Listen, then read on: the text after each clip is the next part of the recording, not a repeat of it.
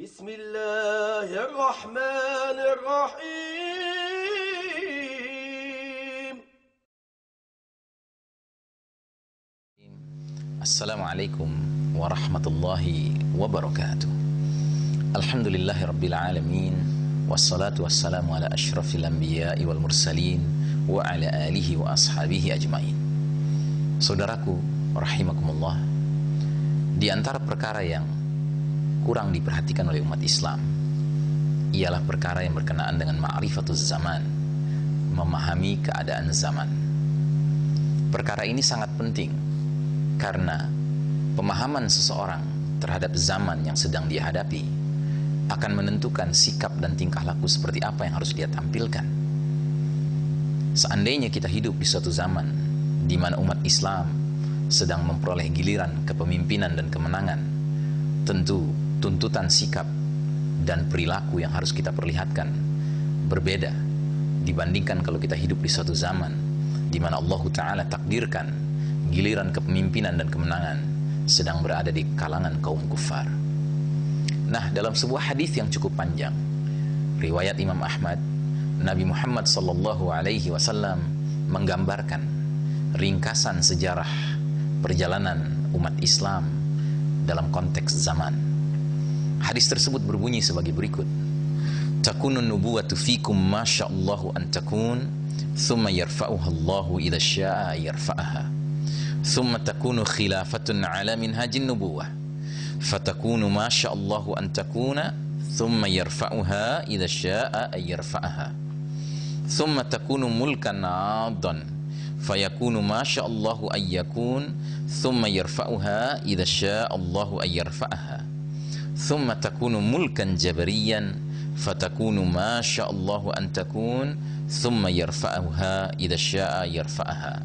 Thumma takunu khilafatan 'ala minhajin nubuwah, thumma sakata. Akan berlangsung babak kenabian di tengah kalian selama masa yang Allah kehendaki, dan ketika Allah menghendaki, Allah akan cabut berlakunya masa itu. Maka datanglah babak yang kedua, yaitu khilafatun 'ala minhajin nubuwah, babak kekhalifahan yang mengikuti cara, pola, sistem, manhaj kenabian selama masa yang Allah kehendaki. Dan bila Allah kehendaki, Allah cabut berlakunya masa itu. Kemudian muncullah babak ketiga, yaitu babak mulkan 'adhan, para raja-raja, para penguasa yang menggigit selama masa yang Allah kehendaki. Dan bila Allah kehendaki, Allah cabut berlakunya babak ketiga itu, dan muncullah babak keempat, yaitu mulkan jabariyan, babak para penguasa yang memaksakan kehendak atau para diktator selama masa yang Allah kehendaki. Dan bila Allah kehendaki, Allah cabut berlakunya masa itu. Kemudian muncullah babak kelima, yaitu khilafatun 'ala minhajin nubuwah, babak kekhalifahan yang mengikuti cara kenabian. Kemudian Nabi diam. Shadaqa Rasulullah sallallahu alaihi wasallam. Saudaraku rahimakumullah, ujung dari hadis ini berbunyi thumma sakata, kemudian Nabi diam.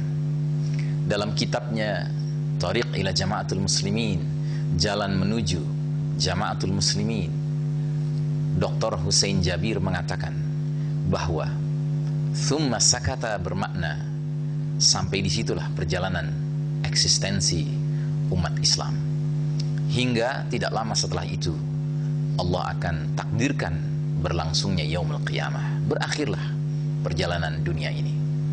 Nah, jadi saudaraku rahimakumullah, suatu perkara yang pasti berdasarkan hadis ini, kita umat Islam diajarkan oleh Nabi SAW untuk meyakini bahwasanya kita adalah umat akhir zaman. Sebab beliau Nabi Muhammad SAW adalah khataman nabiyyin, penutup para nabi. Beliau adalah nabi akhir zaman, dan kita adalah umat akhir zaman. Dan umat akhir zaman yang beriman kepada Nabi Muhammad SAW, yakni kita umat Islam ini, disebutkan dalam hadis ini akan mengalami 5 babak perjalanan sejarahnya. Babak pertama adalah babak kenabian, babak di mana Nabi Muhammad SAW langsung memimpin umat ini sejak beliau awal diutus hingga menemui ajalnya berpulang ke rahmatullah. Tidak lama, hanya 23 tahun. Setelah itu babak yang kedua, yaitu babak khilafatun ala minhajin nubuwah, babak kekhalifahan yang mengikuti cara kenabian, ditandai dengan munculnya sahabat-sahabat utama Abu Bakar Siddiq, Umar bin Khattab, Utsman bin Affan, dan Ali bin Abi Thalib radhiyallahu anhum ajma'in menjadi khulafaur rasyidin. Setelah itu muncul babak yang ketiga, yaitu babak raja-raja yang menggigit, yang dikatakan dalam kitab-kitab sejarah sebagai babak kerajaan-kerajaan Islam yang besar. Dan babak ini cukup lama berlangsungnya, 13 abad.